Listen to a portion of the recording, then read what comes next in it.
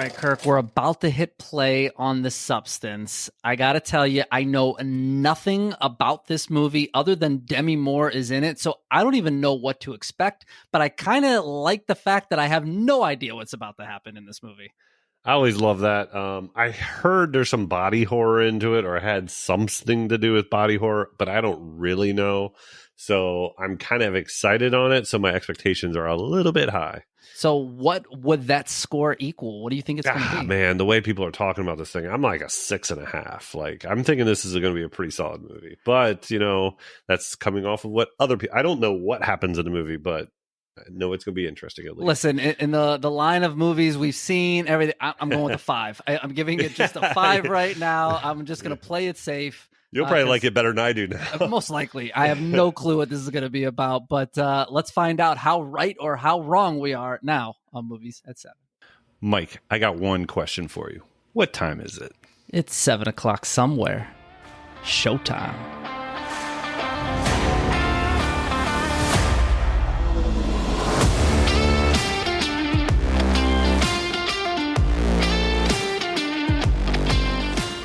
Welcome, everybody, to episode 6 of Movies at 7, the weekly podcast where we dissect, rate, and review one film. And this week is a film that I've been waiting to see. Kirk, I know you have as well. And it got a little weird. It's got some substance to it. There's something to this movie. That's what Demi Moore thinks as well. Demi or Demi? Is it Demi, Caribbean? I don't know. But yes, we are talking about 2024's The Substance. And for first-time listeners of the podcast, we are about to spoil the absolute shit out of it. At least we're going to do our best job of trying to. Yeah, if we do it right, you will know all you need to know about this movie. If you weren't planning on watching it, I mean, you know, keep listening. Yeah. If not, we don't do a play-by-play, but we tell you all the things that happen. Yes, and we knew nothing about this movie going in, as we just discussed. So this will be an interesting one. As always, really, I should just say we are your co-hosts, Mike and Kirk. What's going on, sir? How's everything going? Not much, man. Little substance to my life. I need a better side of myself, right? I need to split apart and have two me's sometimes. I don't think it ever works out the way that you think it should. I don't think my younger self was much better looking than my older self, so, you know. Yeah, but I mean, the movie is not your younger self. It's just a better version of what you think, I guess. I think. We think. I think that's what's going on in this movie. But we will be diving into all things The Substance and rating and reviewing in our normal categories and talking about next week's movie a little bit later. But as we always like to kick off our show, it is a top 7 countdown time. And Kirk, what is this week's top 7? Yeah, this is a very, I don't want to say broad, but just kind of, it's our top 7 body horror. But the definition of body horror is going to get interesting in the next few minutes, because I think me and Mike, well, we both know what body horror is. Everybody knows what that is. But what you include in body horror can be interesting. So I'm interested to know what you think is the top 7. And I'm going to preface this because a lot of times I talk about this is like the movies I like.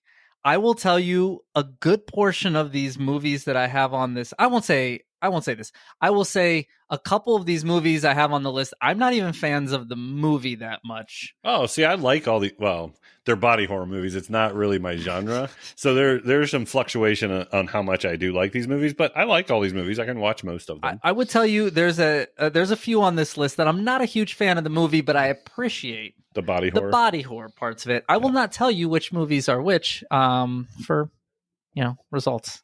No. Oh, you can't tell me after the fact? I could. We'll figure it out. I don't know. You go first this time. You do a better job of starting us off. I get screwed up in the numbers. Okay, so I will start at number 7, Kirk. That's where we're 6 starting. And 5. Or I'm 7 and 6. Okay.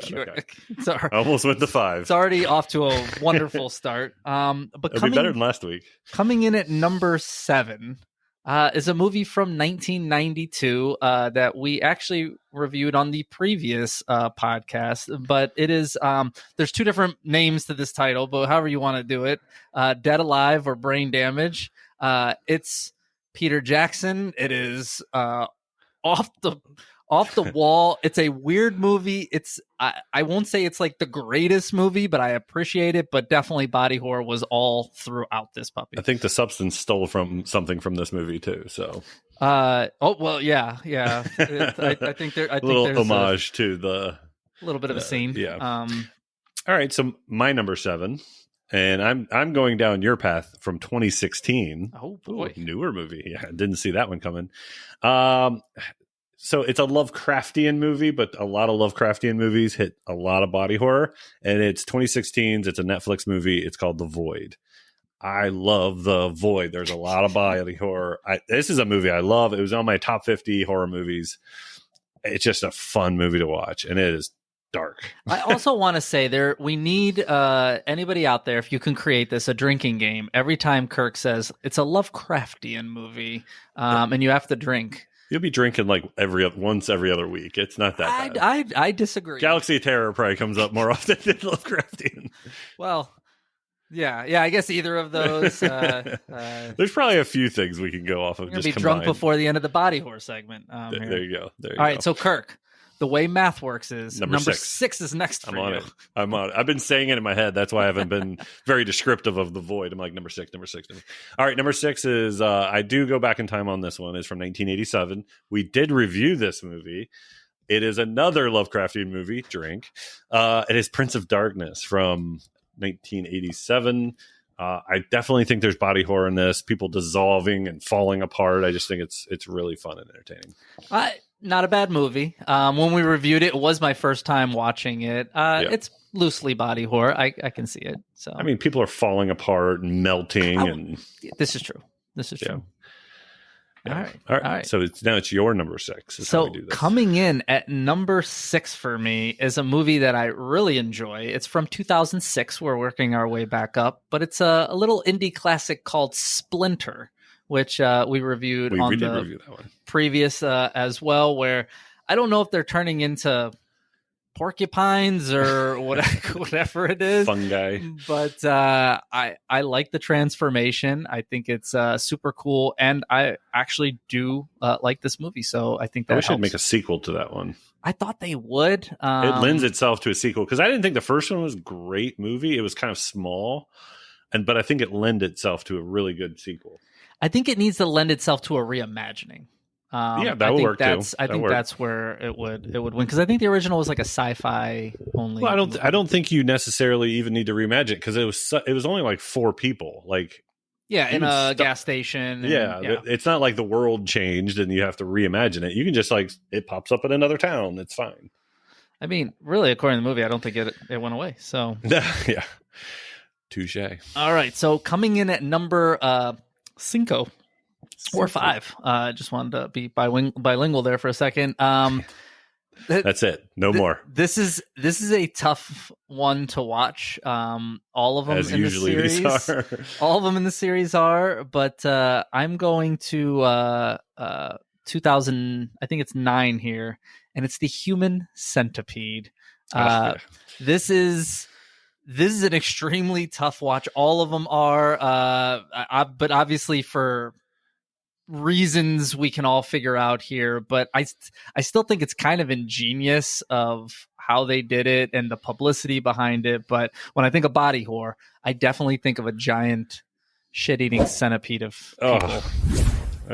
They're all tough watches. They're just not entertaining. It's just people are watching the train wreck is what it is. But at least with part 1, you were like, where's this going? And oh my gosh, part 2 and part 3, especially part 3, one of the worst movies I've ever seen in my life. They didn't know where they wanted to go with it. They were just like, how can we sew more faces to asses? And here we go. There you go. All right. So my number 5, because I'm on 5 and I've been keeping track, is from 2000. So I'm back to the 2000s. This one's this is my stretchiest one to get to body horror, but it works for me, and follow me on this one. It's Requiem for a Dream from 2000. What? Dude, I'm telling you, like the chopping off the arm, the pus shooting out of his arm, the double-ended dildo, the what these people went through to get these drugs and what they put their bodies through. It starts off so great. The grandma, how she's getting electrotherapy at the end. It's just a disturbing movie. I stretched it on that one, but I just felt like it was a movie I had to include. It's definitely a disturbingly weird movie. It's a good movie. But it's a hard watch, though. It's definitely it's definitely a hard watch. Yes, I get it. And then my number 4 is a 2006 movie. It is not the same one you did, but it starts with the same letter. I know exactly what movie it is. It is Slither. So, I mean, I went from stretching the definition to right back home where it should be. Slither is, oh man, that's a fun movie to watch. It is satirical. It is comedy. It is body horror. It is everything you want. Well, you talked a couple weeks ago about Night of the Creeps, and this is one of we talked about how it spawned some, sequels. Yep. Slither is one of my favorite go back to watch movies. And the guy in the barn, the husband, or it was the girl. Was it the girl? I thought it was the guy. It was a woman, yeah. I'm just so hungry. The body horror in it is fantastic, but I just love that movie. I love it. Elizabeth Banks is fantastic. Yeah, she's the whole crew. Everybody in that is Nathan however you say his last, Fillion or something like that. I know you're talking about. I don't know his. Yeah, last name, I can't pronounce his last name. He was. I mean, just everybody was really good in it. So my number 4, I think this is going to shock you. Requiem for a Dream. Go. It's from 2024, and it's The Substance. I think this movie's body horror is pretty incredible. I mean, for what we witness and see throughout the movie, I mean, the whole movie is based off of it's just body horror, nonstop body horror, and we'll get into it, but I think this is something that if we're talking about the movie Driver body horror, check. It knew what it wanted to do, and check. It did it. Check, please. Yes. Check gotcha. But it comes in at number 4 for me. It's just where it is. And then coming in, more to follow on this movie though. Yes. Coming in at number 3, I call this the Kirk spot. I am not a fan of this movie, but I do appreciate the body horror in here. And it's from I believe it's 87. That's why it's the Kirk spot. Hellraiser. The original Hellraiser. I mean, the body horror, and it's pretty incredible as this guy is basically coming back to life, I guess, if you will, or however, that's working in the, once again, I'm not a fan of the Hellraiser series. I don't see the appeal in it, but I do appreciate the body horror in it. Yeah, that's a good one. I'm a huge Hellraiser fan, especially the first 2. It gets a little bit off track from there, but those first 2 movies are intense. On 3 through 85. 3 through 8, I think it is. I mean, I guess I like the newest one's Hulu? not that bad. Hulu? The Hulu one with the girl. That one was pretty good. I hope they make a sequel to that because I think they let it down a really good path where you can do more movies. But I agree. All right, so my number 3, right? 3, right? Yes. Okay. All right. If you don't have this movie on your list, and it should be coming up, then you're kicked off the podcast. So this is from 1986. Wink, wink, hint, hint. Hopefully you have a 1986 movie. It is David Cronenberg's The Fly. Does it almost get more body horror than The Fly? No, that is this movie. I mean, David Cronenberg equals body horror. Yes. A few of his movies just missed my list. The Fly is his Mona Lisa of body horror. I mean, it's a remake of a movie, but it is a remake in name only. This is a totally different film. It is disgusting. Absolutely. Jeff Goldblum, amazing in this movie. And this quintessential body horror. I mean, this quintessential. Yes. Put it next to the definition. So my number 2 is from 2018. So 2018. Yeah, how do you like that? I'm coming with these new movies. This, a lot of people don't like this movie. Natalie Portman's in it. I think it's pretty freaking good. It's Annihilation. Whatever reason, never seen it, so I cannot. Annihilation is a really good movie. and then you put the body horror element into it. It's a strange movie. There's a lot of people just don't get it, and I understand all that. I just enjoyed it. So I feel like we've said after every single movie, a lot of people just won't get it. It's weird. Welcome to body horror. But that's just the genre. Yeah, that is just the genre we're dealing with right now. So my number 2, you might have heard of this movie. Yeah. It's from 1986, and it's called The Fly. I mean, listen, what else can I say that hasn't been said? It's I'm surprised you had it at 3, to be honest with you. It's probably a little bit high, and it's at number 3. So I'm assuming that we both have the same number 1 when it comes to body horror. Yeah, if you don't. It should be from 1982. It is definitely from 1982. It's my second John Carpenter movie. Yeah, with Prince of Darkness. Yeah. Yes. So the Thing. Yes. The Thing would be on the top of a lot of lists when it comes to horror, and anything offshooting from that, right? Isolation movies, horror movies. I mean, it was my number 2 horror movie. Isolation movies, body horror movies, practical effect movies. I mean, it just ticks the box on so many movies. Yeah, it was Kurt Russell movies. It was a top 3, I think, movie. It might be top 2 horror movie for me all time. But The Thing, Wilford Brimley movies. The Thing wins in Wilford Brimley diabetes. But I don't know what more we can say about this movie. I mean, anybody in this movie. Yes. But the practical effects on this are still the greatest, I think, of all time to me, and it lends to the body horror. And just seeing the guy run around as the spider thing, I mean, that lives rent free in my nightmares. So, and you don't like spiders? I don't like spiders, and I don't like human faces on spiders either. Spider heads. Spiders the size of my feet. No, thank you. Have you ever seen how they did that effect? Oh, it's so cool. I love everything about it, but we took about 2 weeks off of agreeing on our top movie, and we're back. We're back, baby. We're back. So the Fly probably should have been number 2. I feel but I really like Annihilation. I just fought between those 2. I legitimately thought, that's why I told you I thought our top 3 would be close, because I knew The Fly and The Thing have to be. You didn't have Slither.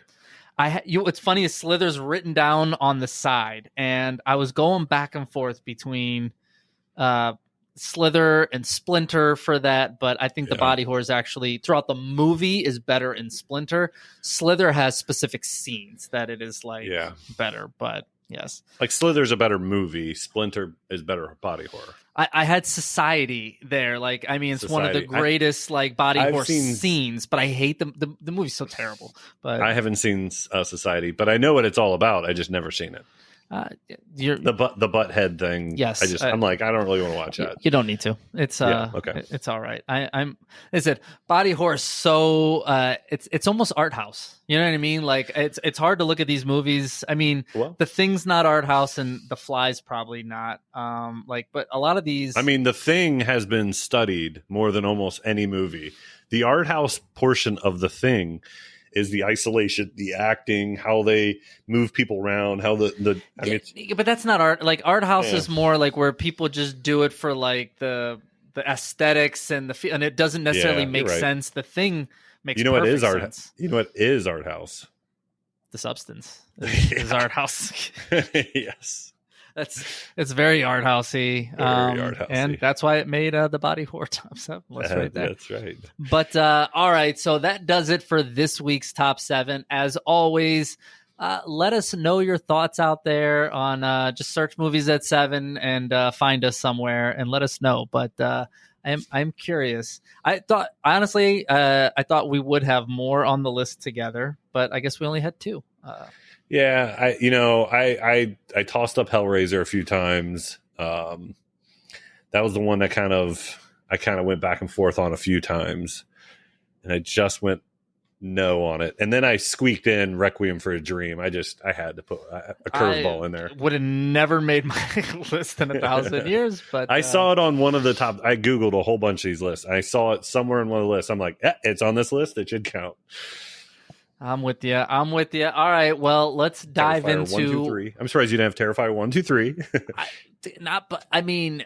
there's horror that's done to bodies, but it's not necessarily what I consider body horror.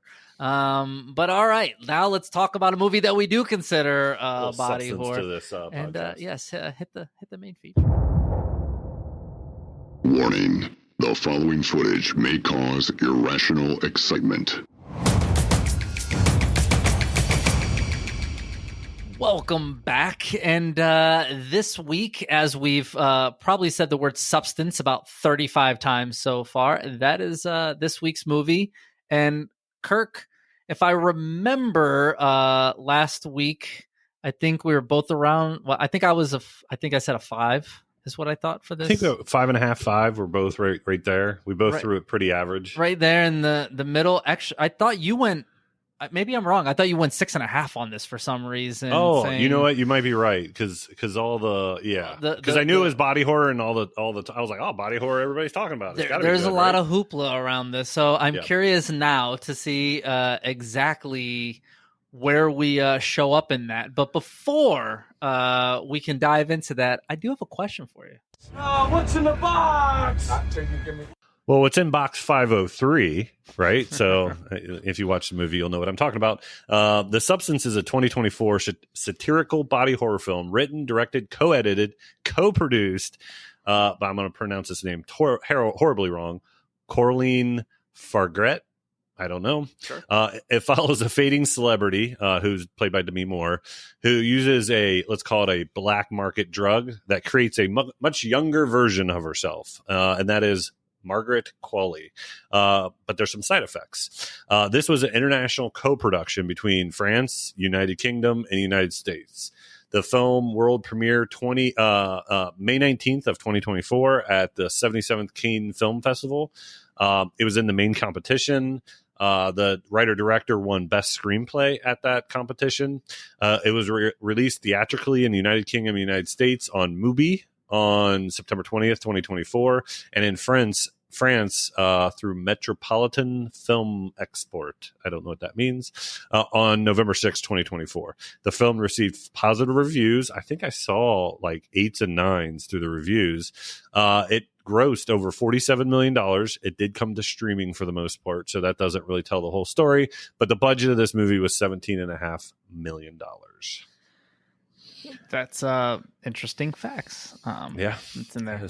So as we take a look at this to rate and review here, with movies at 7, we use a 0 to 10 rating scale. We measure it amongst 5 different categories, and then that will give us one main average. But I think it's time we dive in here. So the first category we always look at is story beats. Kirk, what are story beats? So story beats are exactly what you think it is. So it's going to be your story, your concept, the 3 acts, how they all tie together, what's driving this, all your nitpicks and little things that just don't make sense or do make sense or that you love in a story. So first and foremost, I'd like to say what the director thinks of this movie, and I'm kind of paraphrasing, but she sees this as a woman's view of her own body against the male gaze. That's what she has said in interviews. How women kind of treat themselves with the male gaze. But I got that. I mean, that's in here. That's definitely in here. There's a lot of things. There's parallels to drug use, misogyny, ageism, hypersexualization in Hollywood. There are so many satirical tie-ins in here. It's not even funny. I mean, to go back, because you kind of gave a synopsis, but yes, we have an aging aerobics. She was a Hollywood actress, and now she's doing aerobics, and she's kind of like, she's feeling very insecure. And I mean, she's working for like a douchebaggy Dennis Quaid, who's making her, like, they're looking to replace her with just younger, hotter, whatever. She's 50. She's turning 50 years old. It's her birthday.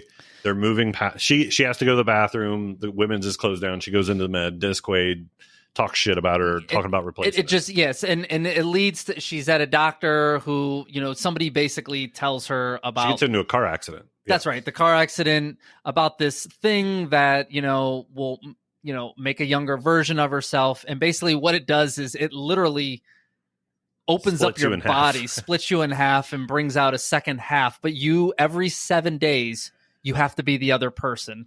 And you have to keep going back and forth. So for the rest of your life, you have to live 7 days as the older one and 7 days as the younger one. And if you do not switch every 7 days, there are consequences. Right. And let's face facts. Every horror trope, no matter what you're supposed to do, what happens when you don't do it? I will tell you, just to start on story beats here, this is an extremely cool concept. I think this is super cool. You're giving me a look of maybe I'm off on this, but I love the concept of this movie. I mean, at the 50,000 foot view, I agree with you. The concept is there. At the movie level on the third row of the movie theater, I don't know how much they enacted it very well. But then again, I don't know if me and you are the target audience of this movie. This is and not to make it political, but this is a very feminist charged view, from a woman's point of view, a woman's lens on how they feel about their aging body and what they would give up to. And that's how much will you sacrifice to and you look at it all the time, like male actors, they can be old and wrinkly and whatever, and then females, it's like the minute there's a wrinkle, it's you get a facelift, do this, whatever. And I mean, we just talked about it, but I think it screams throughout this movie. And I mean, I think, not to use the term woke, but being present enough, I'm able to look at this and understand the dynamics of our world and how men and women are treated, to understand it. Using against this as a backdrop of Hollywood, it's 100% right. I mean, Hollywood takes civilization and then ramps it up to 1,000, right? And so they're trying to throw on screen and this might have been the 80s or 90s, or you can't tell what type of time period this is. But what's funny is you can see it's an allegory against like sexualization in movies, but then they use a ton of nudity in this movie between our two lead actresses to push some of and it's kind of unneeded nudity at time. Like, I'm not anti-nudity at all, but like it felt like it was pushing it to get these type of men in front of this movie. It's a weird dynamic in this movie. Yeah. I also think the other dynamic that's in here is kind of like the ageism of young versus old, where the young person starts to take advantage of the old person, if you will. You know what I mean? Like, where the young is like, I know better, and the older generation is saying, just do it this way. We can, but it's also about self-hate. It's about hating yourself. It's all this stuff. So it is a very stylized movie. It's a very symbolic movie. It's a very point of view movie of internal thinking. It is an interesting movie. I mean, it goes straight batshit crazy. I mean, I don't know how else to explain this movie. But if I'm talking about how the movie flows and the pacing of it, I thought the pacing was very, very muddy and choppy. I felt like it had a hard time keeping my attention on what the heck was going on. It was flipping back and forth so quick. The 7 days were going too fast. I agree with storylines. It was a 2 hour and 20-minute movie, but there just wasn't storylines I had a hard time agree with you on pacing. Not necessarily. I think certain scenes are too long. I think there are a lot of scenes. This movie should be, hour 45, hour 50. I think you could cut 30 to 35 minutes off this movie and everything works and it's faster. You should have cut an hour out of this movie and you added 30 more minutes of like kind of laying some substance to this movie, because I mean she calls this number, it tells her to pick up this box. I'm like, there's no instructions, and I was hung up in the procedural stuff, which is I was too, because there's a lot of procedural, but I just thought like they didn't show you them taking everything out the box. But I'm not normally a backstory person, but I think a little bit of backstory on the substance or scene, because like there's a scene where she's at a restaurant or bar or whatever it is, and there's a guy there and he's going through it, and he was the nurse. Okay, was he okay, I didn't, because he had the mole on his hand. That's why they kept showing the mole on his hand. But I just thought it was like the injection spot or whatever it was. But I was just going, all right, like, so obviously there's more people out there on this, and I would have liked to there was probably know about 20 that. boxes. Yeah, Like because of the it's a safety deposit area, and I would have liked to see a little bit more of some of that. But I also understand substance. maybe that's a different story. But I think the pacing. There are just scenes that sometimes it's like, all right, I'm done with this scene, and we stay there for another 2 minutes. And I agree with you. Sometimes it's them looking at each other naked for a really long time. Which once again, Demi Moore, Margaret Qualley, naked. Look great. Everything, they both look amazing. It's great, but it's okay. I really, really got hung up on when Margot Qualley was awake, and she was the younger version. Her name's Sue, and she just left Demi Moore naked on her bathroom floor for a week. But that's what they do. That's what they do every time. Either one of them left the other one just naked. Yeah. What? Put your old body in a bed, cover her up. Put a pillow behind her head. You're gonna wake. Those little things kind of kept sticking with me. I was like, they're just gonna leave her on the floor, and then she made this she has the wherewithal to make this room inside of her room and build a secret door, and she just slides her in there. But I think also, one of the big things when they're giving the instructions on this is remember, and you knew this is coming back to haunt them. 100%. But it keeps saying, remember, you are the same person. Because what happens is they have two different lives, two different whatever, and one is kind of self-sabotaging the other. So Sue is taking more than 7 days. Yes. And by doing that, obviously, it's killing, Demi Moore's character. Elizabeth, Elizabeth Sparkle. And it's, but once again, I think all of that's such a cool concept. I think they could have delivered a little better. I also had a problem. I think this movie, I think there's a lot of excellent things in this movie, but the third act gets so weird for no reason to get overly weird. It goes 0 to dead alive in 2 seconds. Literally, you're like, okay, how's this movie gonna go? Everything makes sense. You're just kind of going, okay, how are they gonna land the plane? She tried to make a third copy of herself, and it turned into the Sue monster or the Elizabeth which monster. They did say though, you can only do this one time. Yeah, the bottle says so it. Once again, that something bad is gonna happen, and it does. But I think it's the part where she's standing in front of the crowd, and blood is just 85,000 gallons of blood is squirting all over the place. It's Evil Dead territory, and yes. It reminded me of Carrie a little bit, but the funniest thing is it at the very end, she's this puddle of herself on her own star, the Walk of Fame, and it's the only time in the entire movie she's probably happy. You want to know what though? I appreciate the actual very ending of this movie and how it all goes down after we leave that stage. I do think there's a couple muddied parts where I don't know, are we dreaming or awake? That happens through the whole movie, the muddiness of the dream. Every change that they go back and forth between each other, there's a muddy change. She'll be pulling a chicken wing out of her stomach, or something weird to be happen. Every change, something weird happens. So you don't ever know what's really going on and what's not. So Kirk, I'm going to come to you first here. 0 through 10, where do you have the story beats? Yeah, so I don't think this movie's made for me. I'm not the audience of it. I thought it was extreme, choppy, and muddy.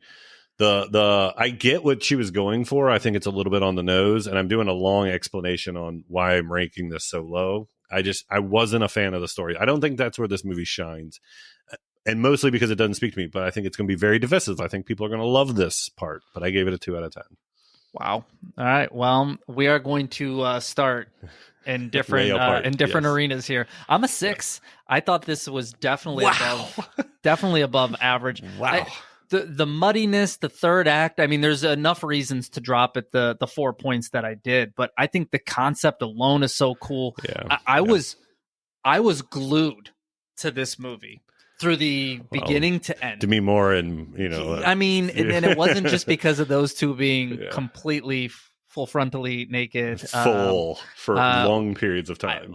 I can't help it. It was on there. I watched it, but no, I was a huge fan of this movie, of what was going on, and then like I said, the very ending I felt good with, but the final 20 minutes or final actually 10 minutes I didn't, and the muddiness of it, like I said, choppy. She got her arm chopped out and she hosed down this whole theater with blood. There was more blood than anything you would normally see. But it was so bizarre. That takes us to category numero dos, which is the arc, which stands for acting, relatability, and character development. It also comes together for the character arc. And realistically, this movie is centered only on 3 characters. So we have Elizabeth Sparkle, which is Demi Moore's character, the Sue character, no last name there, which is her split. And then you have, I don't know Dennis Quaid's name. I don't remember his name. I don't think they ever say his name. Movie, but he's kind of like the douchebaggy boss of this network, if you will. So it's really just centered around those 3 people. And I'll kick this off here. I think the acting is great. Amongst all 3 of them, I think the acting is Demi's amazing. I think Margaret Qualley is equally like they're yin to the yang. The one thing I'll disagree with you there is Margaret. I don't think she was bad. She just didn't really have anything to like. She was just pretty. That's who she was. But they made her like. But she was smart. I mean, she knew exactly what she was doing and going after things. But I mean, they make her kind of like. If you had to rank these 3 actors, she would be 3rd. In this movie. No, I think Dennis Quaid probably ends up 3rd just because he has the least amount of screen time. You know, Dennis Quaid is probably number 1 for me. Demi Moore is a close number 2 for me. And you said it right. They are excellent. I don't think Margaret Qualley or Sue is bad. I just don't think she's given a lot. No, I mean, but she's not once again, I think it's part of like what they're trying to talk about, the ageism of like young people. Yeah. They just think they know everything. And so they make her kind of like, I'm hot, I'm pretty, I just wanted this to happen, I want it my way, and I'm gonna do whatever I want, you know. That's all her character is. There's not a lot of substance to the bone, but I guess she does what I guess after Demi Moore and Dennis Quaid is just so creepy in this movie. He is definitely the quintessential just gross producer. He is, but it's also, we'll get into it in our next category, but how they film him and things it's amazing. Dennis Quaid was a home run. Demi Moore is probably an inside the park home run, and Sue was probably a triple. Like I'm just saying, like. But they're all good, right? Like, I mean, they're all very good. Yes. It's not like in the movies where we're like, like the supporting cast was terrible, but this person was this. Everybody that has a role of, I got to stop saying the word substance, but everybody who has this is the one time it's okay to say substance. Who has a role of decent size, I mean, came through. Now, the relatability isn't there, but I think the relatability is being a person and but also eating your body. But this is where I think the relatability is there with Elizabeth Sparkle, Demi Moore's character. I don't think the relatability is there with Sue or Dennis Quaid's character, because you and I are not assholes and we are not young females. So I think it's a little bit tougher in that. But I don't fault it. I look at Elizabeth and I say I do relate to that. You know, like not to. I feel like I need to get facelifts or any of that, but you know, I'm getting older, and you know, the younger version of me felt much better in the morning, and you know, could do certain things that I can't do anymore. So I get that. Yeah, her knee freezes up on her, and then she gets into cooking books, and it's such a bizarre movie. It's so bizarre. I think where this falters, if anything, is the character development. So like we kind of get a little bit. I mean, there's nothing I guess we can do with Sue because she's just hatched from her back. You know, she has nothing. Movie. But we don't really get anything from Dennis Quaid. But the way we see Dennis Quaid treat Sue, you kind of get the idea of how he treated Elizabeth back in the day. But Elizabeth, I think it was extremely creative how they show, you know, her time, you know, with the beginning scene of, you know, the Hollywood star. The Hollywood star, to kind of give you a little bit of her backstory. Like, that's the only way that we get it. But I wish there was just maybe a little bit more there. Yeah, I agree. And the funny thing is, and I've watched so many explanations of this movie because I left this thing like kind of lost. How, you know, she's got a Hollywood star, Sparkle. They talk about her getting an Oscar. They even show a whole bunch of her awards on this table that she has. But then Sue comes out and she's this perfect version of her, and she gets But what she's doing, the job she gets is the same job that Sparkle has at the end of her career. She never has her illustrious career. She just feels like she's a better version of herself doing. Yeah, but they were working her up in the movie. She was going to host that New Year's Eve, so I think it was kind of like she was starting from the spot that Demi's ending, and she's starting. So it's like you're going down and you're on your way up, and this is like the meeting point. But Monster Sue is the one that got to do the New Year's party. Unfortunately for Dennis Quaid's character, yes, and everybody in that audience. The boobs it. But terrible. So for me, I'll rank this first here. For arc, I'm a 6 again. I think, like I said, I would have liked to seen a little bit more backstory. We're centered around 3 people, but I still think it does a really good job. It's definitely above average. I'm a 6. Where do you land? Yeah, this is where I start making up some of my points from the last one. I was at 8 in acting. But I believe it. I mean, I don't think. And it was 90% of that is resting on Demi Moore and Dennis Quaid. Not that the other girl was bad. It's just she didn't have a lot to do with. And these two I felt like carried the acting. I thought to see the demise of Demi Moore was just really good, and she just was sinking down in this hole. And Dennis Quaid was just creep from day 1 to day 2 hours and 22 minutes later. He just was gross. So let's dive in a little bit more on them in our third category here, because I think there's something to be said for all of this under visual appeal, and I think it goes without saying, but explain visual appeal to us. Yeah, visual appeal is going to be your effects, your visuals, cinematography, the gore, practical effects, CGI, just whatever they throw up on the screen. What do you think about it? So this was kind of a hard one to score for me, actually. I mean, there's a lot of good and there's a lot of weird. There's a lot of feelings, though. There's definitely a lot of weird. This is where the art housey that we talk about comes in, but just because it's weird doesn't mean it's bad. I don't disagree. My note on here is the gore and body horror was very good and very Sam Raimi at times. Yeah. I mean, But before we get into even the body horror, I want to go back to the shrimp scene. Well, that's number 2.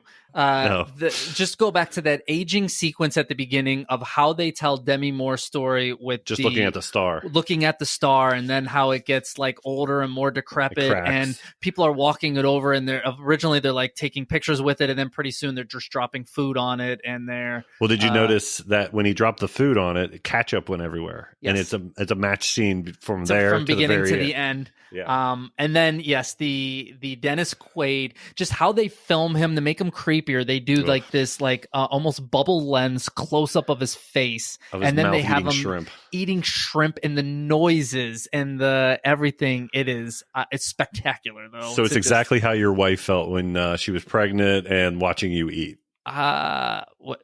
Maybe I don't know. But I just think how they do it is awesome.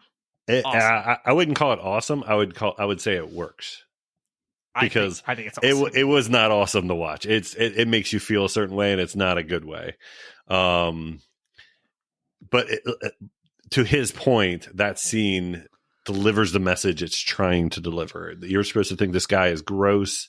You're supposed to think this guy is misogynistic. You're trying to think this guy is that dirty, nasty, gnarly producer that is just taking advantage of Miss Sparkle here. And it works. That long hallway, very shining.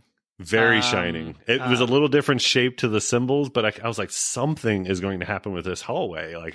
They keep showing this extremely long hallway. Once again, the visuals in this movie, bright colors, are amazing, shining like carpet. And it's definitely like a shining carpet, and you're just waiting for it. They never really capitalize on it too much. A little bit when she turns into the monster version, and she first walks in that room, and everybody's like, "Oh, you were the only person. You were the they were. It was all in her imagination. This monstrosity, and they were praising her, and that was kind of the walk. But I thought they would have more to I guess she went spraying the blood down that hallway too, but the blood got everywhere. I mean, they have the scene where Dennis Quaid walks all her stuff, Demi Moore stuff, down the hallway, and he catches her, and I think they use it a couple times to. That is pretty good. But I just like I said, I think there's so much imagery in this movie Yeah. And then when we get to the body horror. Yeah. Well, let's first talk about the and I'm not one to complain about this, but over nudity. I think there was a little bit of unnecessary, but I think that was the point too. It was to make you feel uncomfortable of all the I think every scene is to make you uncomfortable. Yeah. And at the beginning, the nudity, right, is like Demi's looking at herself going, this is who I am. And they're trying to show you parts of Demi Moore. And I think she had prosthetics on. I think so too in a couple areas, but like in her butt and stuff. But they're trying to like show an older version so that they can show the exact same stuff on Margaret Qualley, where now like the butt is firm and the boobs are a little, although Demi Moore's boobs are fantastic. Like, but I think you're right to a certain point. Like, okay, once we got that visual, you could cover them up in a blanket when they're on the floor and certain things. But I think they always wanted you to see that, so it's always in front of you. You know. And then the second thing I kind of brought up in the story beats was the time frame. Like,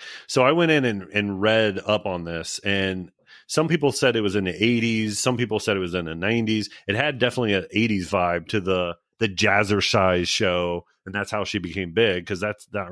But she had a cell phone and a flat screen TV, so it's kind of similar what to It Follows did. Do you remember It Follows? You could never really tell what time frame that movie was, and at first I was like, "This is kind of annoying." But the more I kind of watched it, I was like, "All right, I kind of dig this kind of confused." Because it's not real world. It is a symbolic world. So having you confused on the time frame, I think, works, because you can kind of place it at any time and era.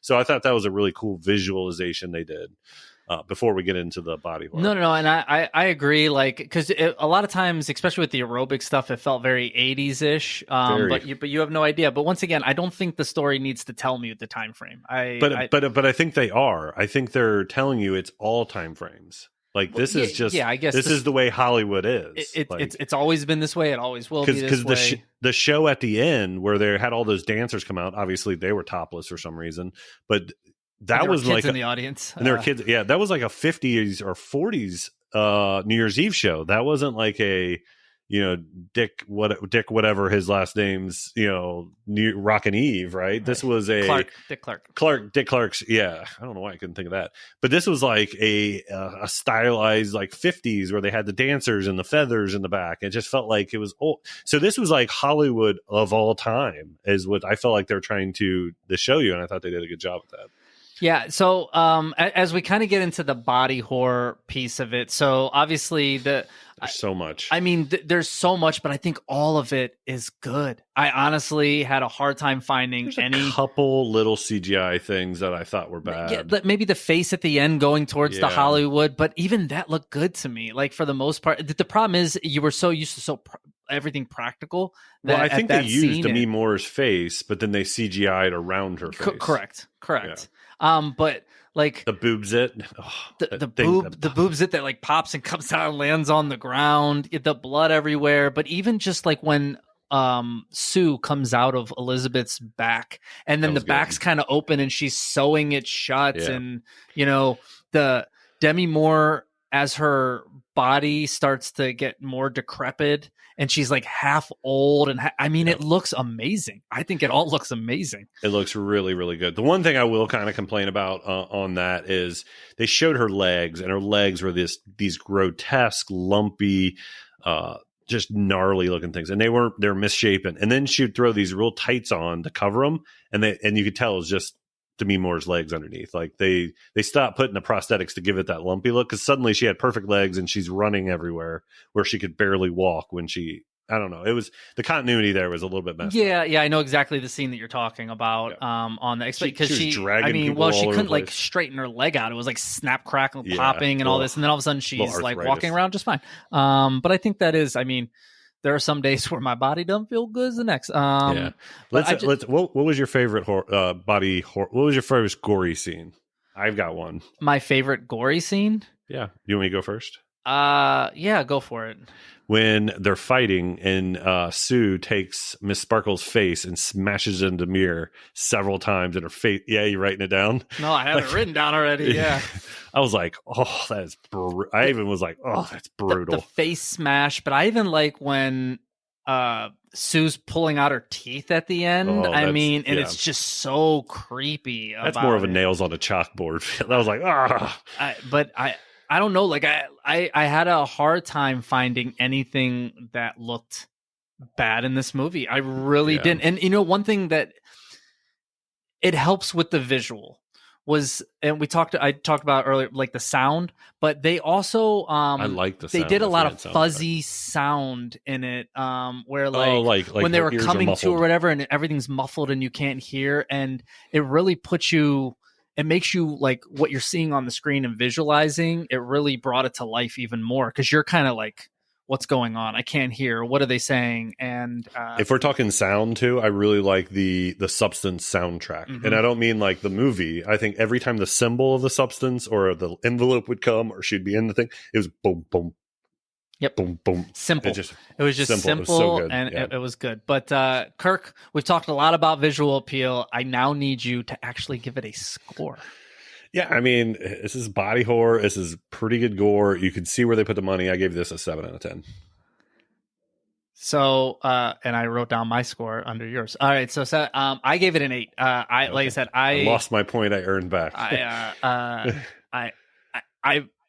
It's almost like, this is up there. Like I said, you listen to the top 7 body horror. This came in at number 4 for me for a reason. Yeah. Like I haven't seen anything like this in a little while. They don't make a lot of movies with this much nudity, this much gore, this much just craziness. And it's uncomfortable. But once again, I was glued to this movie, which takes us to category 4 in here, which is the movie driver. And for movie driver, basically, what did you come to see in this movie? Did you get it? So if it's an action film, how was the fighting sequences? How was, the actual action in it?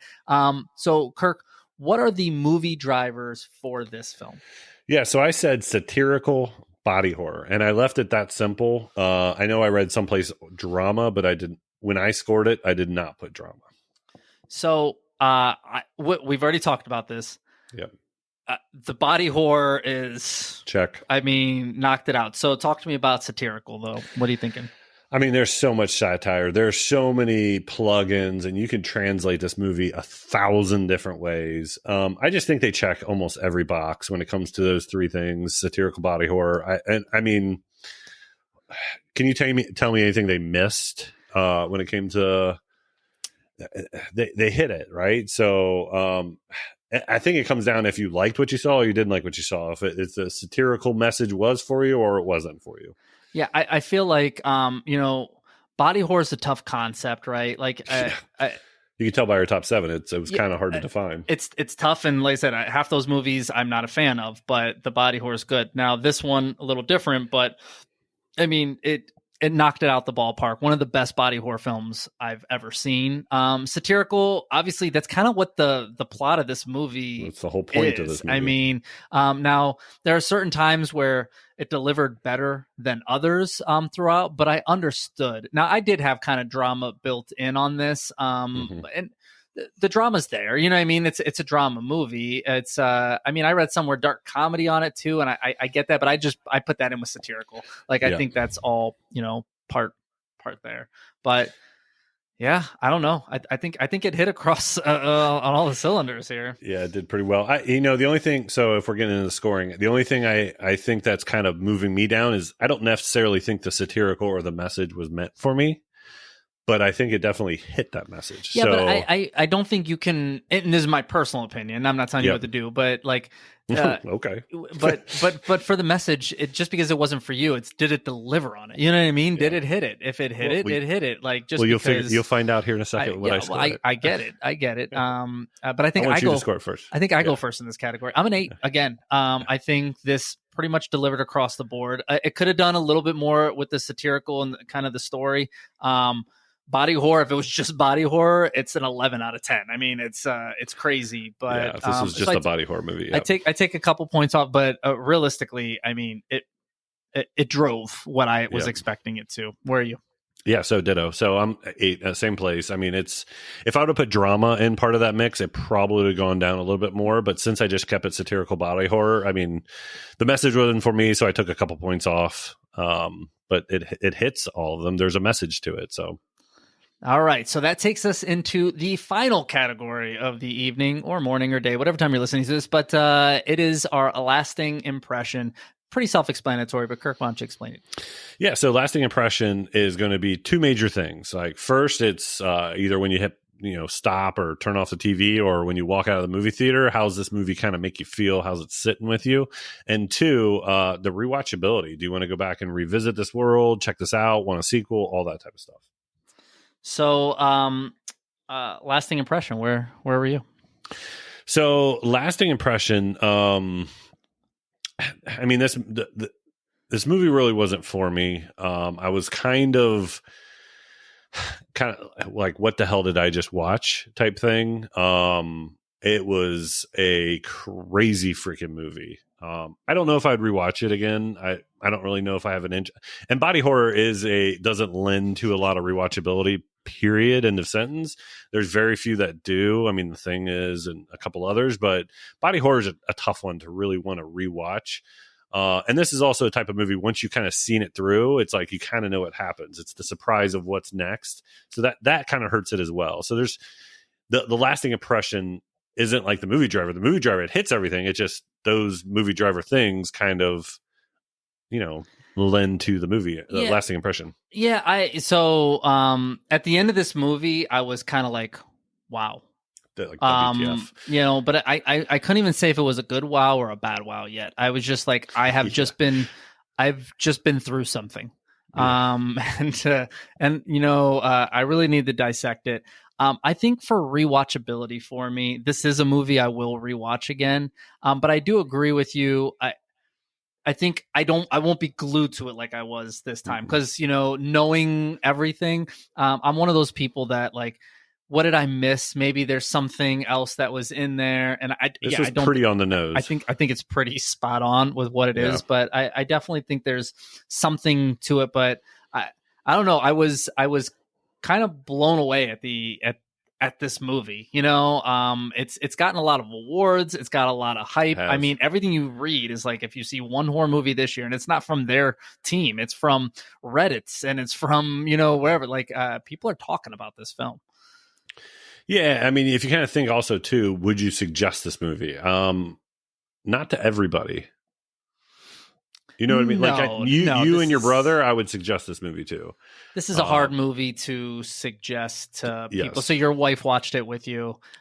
She came and yelled at Mike and said, "What the hell was that? That was stupid." But I don't think my wife would be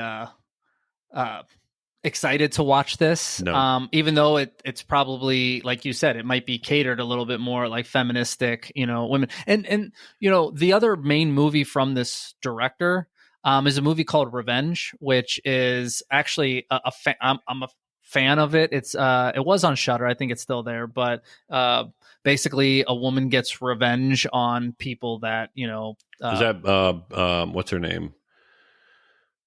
No, it's a girl you don't know, because I don't even think it's in English. Belushi was the girl I thought. No. This is it kind of like takes place in the desert, and she's kind of like left the. Where she gets pushed off the hill, and then but I'm actually a fan of that movie though. I think that's a pretty good movie. So I think the director's second pretty much foray. Like Revenge came out like 2017, 2018. So it's been like 6-7 years, but I think that's kind of like the path that she goes down with it. But I mean, what do you have? So where's your score landing for lasting impression? My score's not good. I mean, it's a 2 again. It's a hard movie to recommend. It's not a rewatchable movie for me. I walked out of that movie just like, I do not know what I feel, but it's not good. Like, don't get me wrong. Like, you could tell by what I said, by movie driver, visual appeal, and acting, there was some talent going on in this movie. It just was like, fuck, was that an experience? So we're gonna end kind of like how we began. I'm a 7 here on lasting impression. I was, and here's what I will say. You and I are kind of the same. You like to watch previews. I don't. But for the most part, we like to go into a movie blind. I think because it helps. And you and I were both blind going into this. But I still had that that hoopla behind me of everybody saying this is going to be good, right? Like it's the long legs thing. And I was watching this movie glued to it, not bored at any point in time, not like the pacing is off a little here or there, but I'm still like, what's going to happen? What's this? And when I got to the end of it, once I dissected it, it was kind of, all right, like this kind of did live up to the hype that I expected. And to be honest with you, in the visual, surpassed it. I like way surpassed it. The body gore definitely surpassed. So when I have all that, like I just have to go higher. And once again, I will rewatch this again, but I'm with you. I can't. There's hardly anybody that I can recommend to recommend and tell them to go watch this movie. This will be a small fraction of people that absolutely think this is the greatest movie ever, and there's going to be most people are going to hate this movie.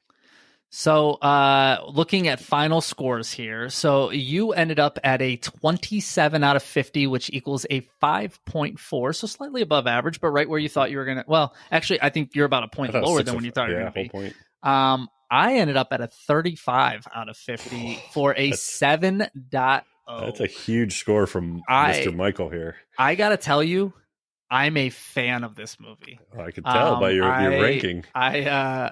I was, like I said, I was pleasantly surprised by how much I enjoyed this. I just wish the final 10 minutes, minus the final minute, which I like, gave me just something a little bit different than because for what, like, it just got weird weirder. It got really weird. Weirder for no reason. Do you want to hear one thing about this movie that pissed me off that shouldn't have pissed me? And it's I didn't even take it off against the movie. Yes, give me your nitpick. It is one of my biggest nitpicks. Kirk's nitpick of the night. That's what we're going to call this. This one annoyed me more than anything. What company is building a billboard sign for only one person to see it? Like, she lives in this house or this apartment that looks over Hollywood, so multi-million-dollar appointment, and somebody builds in front of her big window a sign of her. So it's of Elizabeth Sparkles or Sue. That annoyed me. And then she goes out into the hallway in this very expensive apartment, and it looks like Seinfeld's hallway with the Seinfeld neighbor. I'm like, what is this? Like, nothing matched. Yeah, and this is a nitpick. I didn't even count against anything. But that billboard, it's facing her, but it is she has a sky rise, so it's over the city. So it's kind of like walking through. I think everybody sees it. It's just, but it's only facing her building. It's no, it's like 10 feet from her window. I don't know. There's a lot of little, but I mean, I get why they did it. It's to make Sparkle jealous of her old self. And the funny thing is, it's she's the person in both of these people, but she treats the other as the other. It's just a weird dynamic in that movie. It is. I definitely agree. But that is it for the substance. I have to tell you, as always, thank you for rocking with us for the episodes, but I really need other opinions on this movie. So please go watch this movie if you haven't, or if you have. I need to know, do you side with Kirk? Do you side with me? Are you higher than both of us? Are you like, this movie's terrible? Because I could see a lot of people saying 2s and 3s here. I could definitely see it. But listen, there's a lot of different ways. We always say you can interact with us. Just check Movies at 7 and, find us. If you have Apple Podcasts, please leave us a 5-star review and a rating. We always, I shouldn't say a rating, but I don't know, little comments. Review. Yeah. And, give us everything. We appreciate the love. It does go a long way. Absolutely. But this, I still feel like I want to talk about this movie with more people. That's the thing, though. You could definitely, this is a movie you could definitely talk about, and negatively, and if you loved it or hate it, you just want to talk. There's so many things that we need to even discuss. Yeah. I need to. But looking ahead next week, Kirk, what is next week's movie? We just did a little substance. Now we need to twist it up a little bit, right? So we need something a little different, little action, brainless movie. So why not Twisters Part 2? Twisters, or however they call it. I think it's just Twisters. Oh, There's no Twisters Part 2. Let's do it. I'm really upset because you know how the transition should have been, this week was Titty, next week is Twisters.